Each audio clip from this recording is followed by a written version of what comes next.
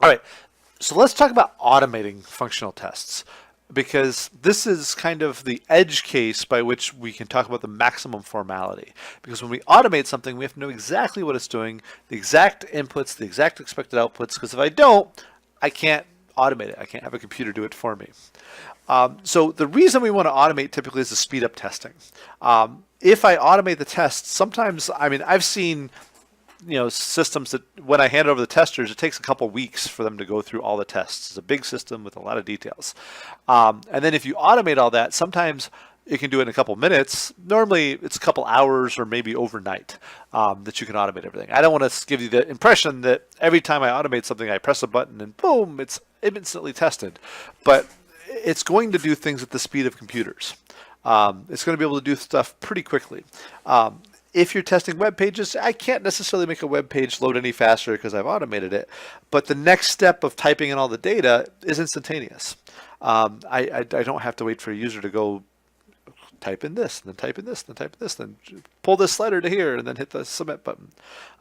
So the idea here is to have a computer instantly tell us, or very quickly tell us, which things are passing and which things are failing. Now, the thing about automated testing is I still have to plan, and maybe even more so. I have to know precisely every step, what should happen, where am I putting fields, what values do I need to put into it, what am I expecting as a result. Just because I automate something doesn't mean I can get away with less. I still have to make all those decisions. I've just got to document them in code. So I might not need to document them in a separate document, creating a specific test case, but I need to figure them out somewhere. I have to have somebody review if it's a good test. I have to see is it testing the thing we want it to test, and is it doing it well. I definitely have to be aware of how fragile it is. If I'm, again, expecting a screen to be exactly, like if I have my screen or I'm emulating a mouse click and I put it a very specific XY coordinate system, and that moves for whatever reason, then that can make that test entirely break down. So I have to be very careful on how I construct them, that the tests are likely to work even as the system updates and matures. So that has to be planned very specifically. And so that means there's a longer preparation cycle. I have to get my tests and I have to automate that. I have to typically write code or record users executing tests and then tweak those and set those up appropriately. There are some really cool tests. I think at least one student in the class has referred to Selenium. Selenium, I wrote a class on that one time and I've taught a class on that before. It's a very cool tool where you can either write code to do your testing or you can record it. And typically it's web-based testing, so you can pull up Firefox and record all your actions, and it'll store them as steps in a text file. And then you can actually modify that text file and pull it into Java code or Python code or C code, and execute them from that code as well, or just continue to execute them as that recorded steps. And so it's really, really cool way of just hitting a button and it guaranteed to execute the same behavior every single time. Now, the trick is I have to have the system in a state where I can re-execute something and do the same thing again. If for instance, on the Amazon example we were talking about before, if I have a reorder test, I have to make sure the reorder is reordering when I'm expecting it to. If I just let whatever tests run and go from there, I might reorder the wrong thing and thus my test would fail. But at least I have, relatively speaking, instant results. I know that test fails. I can go look at it pretty quickly. Automated testing often is used by developers much more than testers because what they can do is automate the tests. People change code, check it in, we run tests overnight, come back the next morning, I know whether what I changed broke anything.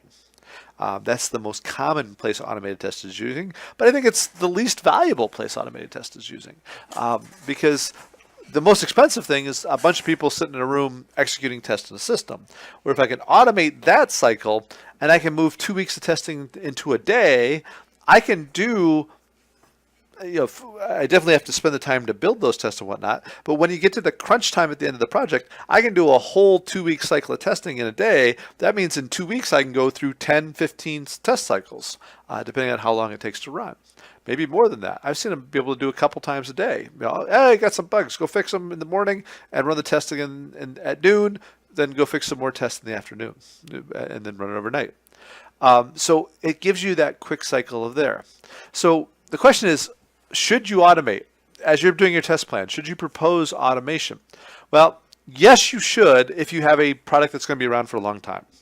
If you have a project that's just a one-off, write some code, particularly in contractors, there's not a lot of incentive for a contractor to go off and spend the money to write test code if it's their money and if they're not being paid to do it. So if you're going to regression test frequently, if in agile software, automated testing is great because I know I'm going to be doing little bits at a time and then constantly have to retest stuff. If there's going to be many testing cycles and you have the permission availability time to do so, then it's definitely a good thing to do automated testing. There's cases where you don't need to do it. If you're just going to deliver it and be done, don't worry about automated testing. But the time you go off and build all this automated tests, you might only test 2 or 3 times to begin with. It can be extremely challenging for setup, as we talked about. That's one of the biggest problems that we have at the company I work at in healthcare is we have literally millions of rows of data that have to execute. And we have jobs that have 1 million claims a day that come in to have to get processed. And to automate that becomes it's an automated system to begin with. All I'm really automating at that point would be generation of a test file. So there's less value add to some degree for some of that automation. If you have a limited time and budget on my project, or if I don't know how to do it, that's a good reason to do it. But as we can see, the weight is kind of there. But you should consider automated testing when you can. So the question is, how do you actually get that to happen? It's one thing to talk about automated testing, but there's all sorts of different types of software. So it depends on the solution. When we talk about batch jobs, they tend to be more technical. They tend to be pulling stuff from a database, putting it into a file, pulling stuff from a file, putting it to a database. And it's pretty easy to automate those. As I said, we don't need super technology things there. We just need to have something create a file and something check the data in a database, or vice versa.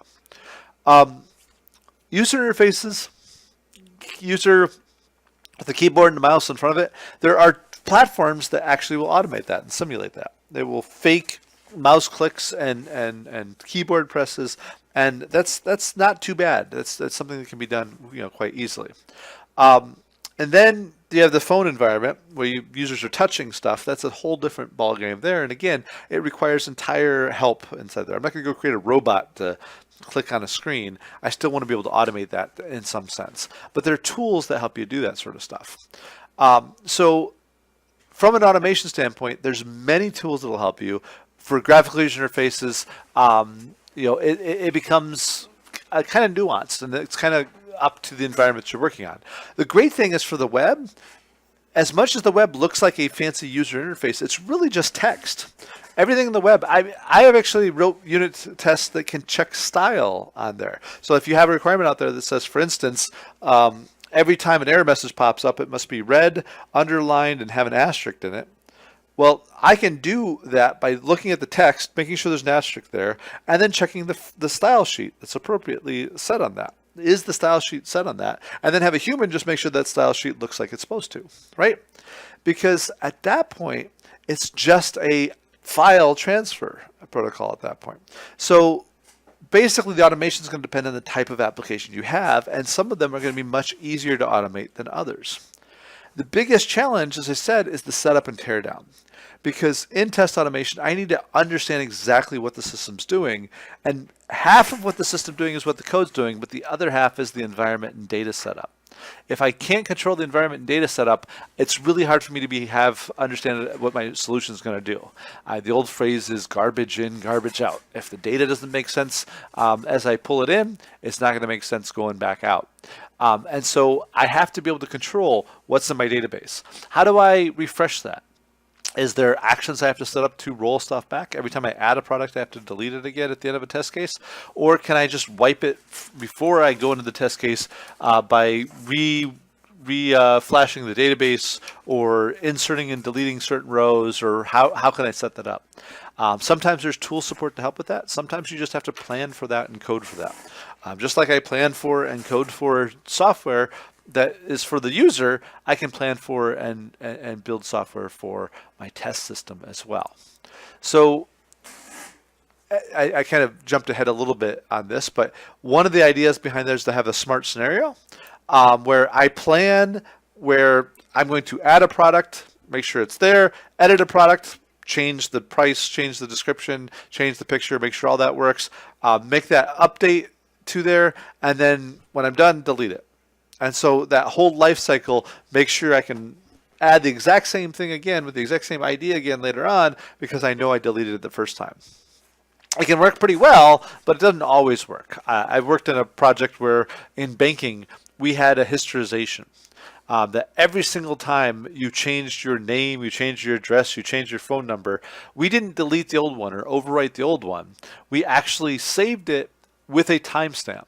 So if today I had the phone number 1 and next week I changed the phone number 2 and somebody goes back for legal reasons or whatever and says, well, back last Wednesday, last Tuesday, what was the phone number? It would show up exactly at that point in time. It would know exactly where it was at that point in time. So for instance, if you schedule a payment and cancel it, we would have a history to say, you cancel it with this button click on this day. It was scheduled automated by the system at this time. For instance, it just allows the system to really have that integrity, that follow through. As I said, the other way is tool setup. I can do it directly in the database. I can manipulate the SQL. I can do I've seen it where you just flash the whole database ahead of time. I've seen it where you swap out databases. You look at different, you have a database for one test scenario, a database for a different test scenario that's set up. So it can work well as long as you don't have too much data or it's too big of a system.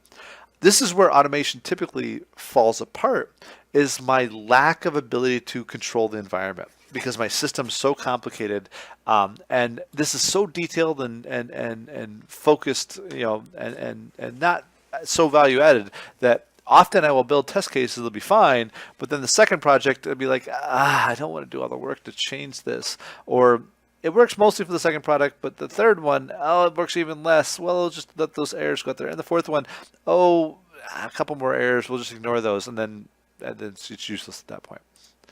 So the best way to prevent that is to start with a good plan.